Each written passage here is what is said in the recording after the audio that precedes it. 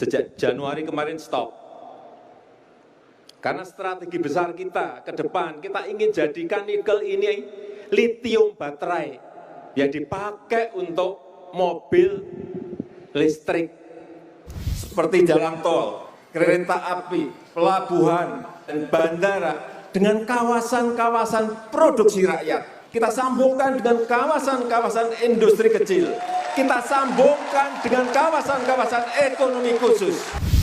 Dan sang raksasa pun menggeliat bangun ke kiara Jokowi, ditulis oleh Brian Purnama dari Siwa.com. Di masa lalu Indonesia yang dikenal dengan sebutan Nusantara pernah berjaya ketika Kerajaan Sriwijaya dan Majapahit begitu disegani oleh kerajaan-kerajaan lainnya di dunia. Kekuasaan Kerajaan Sriwijaya pernah membentang dari Kepulauan Kalimantan, Jawa, Sumatera, Malaysia, Thailand hingga Kamboja. Sementara Kerajaan Majapahit bahkan lebih luas lagi, kekuasaannya mencakup hampir seluruh Asia Tenggara ketika itu. Menikmati kestabilan politik selama ratusan tahun membuat kerajaan-kerajaan itu lengah. Pemberontakan raja-raja kecil, pertikaian internal kerajaan, perebutan kekuasaan, perlahan menghancurkannya. Datangnya bangsa asing dari mulai Spanyol, Portugis hingga Belanda seakan menjadi pertanda Nusantara sedang memasuki era kegelapan. Perbudakan, eksploitasi sumber daya alam, penaklukan satu persatu wilayah di Nusantara dengan strategi adu domba, membuat kejayaan masa lalunya kandas hampir-hampir tak bersisa. Hingga tibalah saat Indonesia memerdekakan diri, secerca harapan itu muncul melalui kepemimpinan putra Sang Fajar. Proklamasi adalah jasanya kemerdekaan jadi persembahannya Pancasila hasil buah pikirannya. Soekarno berhasil menjadikan Indonesia sebagai bangsa yang disegani, menyelenggarakan konferensi Asia Afrika di Bandung pada tahun 1955 yang menjadi cikal bakal pada pembentukan gerakan non-blok atau GNB. Membangun kekuatan militer yang disebut-sebut sebagai kekuatan militer terkuat di dunia bagian selatan ketika itu, menjadikan Indonesia sebagai salah satu negara yang diperhitungkan pada masanya. Sayangnya prestasi Soekarno ini tidak bisa dipertahankan oleh para penerusnya. Indonesia tidak lagi menonjol di percaturan politik dunia. Melalui pertarungan politik singkat dengan menunggangi pemberontakan PKI, kekuasaan pun direbut oleh Soeharto, yang belakangan hari dikenal sebagai sang diktator terkorup di dunia, gelar yang dipegang bahkan hingga hari ini. Di tangan Soeharto, Indonesia mengalami perkembangan yang sangat lambat kalau tidak mau dibilang jalan di tempat. Peluang Indonesia untuk menjadi negara maju bukannya tidak pernah muncul. Di awal dekade 1970-an, ketika dunia menghadapi krisis minyak internasional akibat kenaikan harga minyak, situasi itu sebetulnya menjadi jalan pembuka bagi Indonesia yang saat itu merupakan salah satu produsen minyak dunia untuk menjadi negeri yang kaya. Ironisnya, pada 1974 perusahaan minyak negara bangkrut. Melalui eksekutornya Direktur Pertamina Ibnu Sutowo, Soeharto menjarah BUMN tersebut untuk membangun loyalitas di kalangan militer dan kroni-kroni sipilnya. Penyalahgunaan kekuasaan yang berlangsung pada era Ibnu Sutowo, catat sejarawan Adrian Vickers tahun 2005, telah meninggalkan utang perusahaan sebesar 15 miliar US dollar. Setidaknya selama 3 dasawarsa lebih pemerintahan Soeharto, tidak kurang dari 61 juta hektar hutan telah diberikan kepada para konglomerat kroni Soeharto tanpa transparansi publik yang jelas. 61 juta hektar itu hampir setara dengan 5 kali luas Pulau Jawa yang hanya 12,8 juta hektar. Coba bayangkan. Tidak heran bila selama 32 tahun Indonesia di tangan Soeharto jauh tertinggal dibanding negara-negara lainnya karena masifnya perilaku korupsi, kolusi, dan nepotisme yang dilakukan oleh Soeharto beserta kroni-kroninya, menjalar ke bawah hingga ke segala lapisan masyarakat. Bila dibandingkan dengan Korea Selatan di tahun 1960-an, mereka malah pernah jauh lebih miskin ketimbang Indonesia bahkan dari Zimbabwe akibat perang saudara dan korupsi yang merajalela. Namun dalam tempo waktu 30 tahun, mereka mampu melejit menjadi salah satu kekuatan ekonomi dunia dan satu dari 5 macan Asia. Demikian juga dengan Taiwan, Singapura, Thailand, termasuk negeri jiran kita, Malaysia. Mereka melaju maju jauh melampaui Indonesia terutama dari sisi perekonomian dan teknologi. 32 tahun waktu terbuang percuma karena diurus oleh si diktator terkorup ini. Celakanya, tiap kali pemilu, lagu lama lebih enak hidup di zaman Soeharto, niscaya dinyanyikan oleh sebagian bajingan politik. Oleh para pewaris Soeharto, kepemimpinan gaya Orde Baru terus dijual sebagai bahan kampanye, seolah mampu jadi obat mujarab untuk segala macam masalah sosial hari ini. Padahal menjelang peralihan ke masa reformasi, yang diwariskan hanyalah keuangan dan perekonomian negara yang porak-poranda. Indonesia sudah di bibir jurang kebangkrutan ketika itu. Habibie, Gus Dur, Megawati, yang kemudian melanjutkan pemerintahan tak mampu berbuat banyak.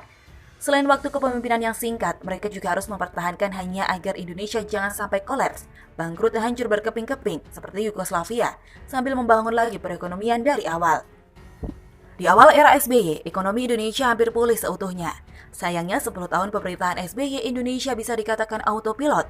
korupsi menjadi-jadi yang bahkan banyak dilakukan oleh kader Demokrat Partai Besutan SBY sendiri. Tagline "Katakan Tidak Pada Korupsi" lebih terlihat sebagai upaya menipu rakyat untuk meraih simpati. Segudang proyek mangkrak pun bertebaran, sementara sang presiden lebih sibuk mengarang lagu dan bikin album.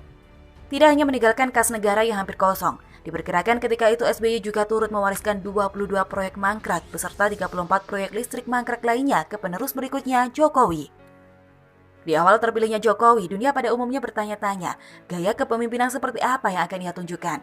Akankah membiarkan sang raksasa yang bernama Indonesia ini tetap terlelap dalam mimpi-mimpinya seperti pendahulunya, agar bisa dieksploitasi kekayaan alamnya, dikuras sumber dayanya, dimanipulasi ekonominya agar yang kaya semakin kaya dan yang miskin semakin miskin?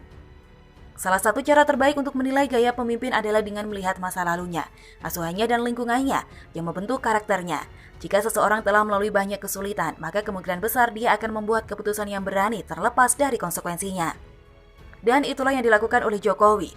Pada 2014, ia memberikan gambaran sekilas bagaimana Indonesia akan berada di bawah pemerintahannya.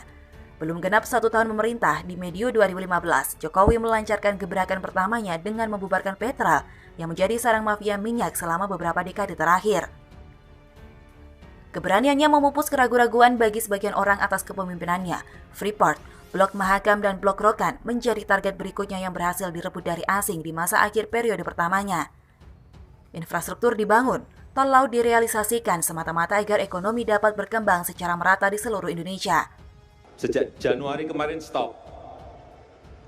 Karena strategi besar kita ke depan, kita ingin jadikan nikel ini litium baterai yang dipakai untuk mobil listrik. Memasuki periode keduanya, ekspor nikel dihentikan. Tujuannya agar pihak asing mau berinvestasi di Indonesia untuk membangun pabrik pengolahan nikel, sekaligus meningkatkan daya jual nikel. Apalagi mengingat selama ini Indonesia yang menguasai lebih dari 20% total ekspor nikel dunia menjual biji nikel dengan harga sangat murah. Bahan-bahan untuk litium baterai itu ada di Indonesia. Sangat keliru sekali kalau barang-barang seperti ini kita ekspor.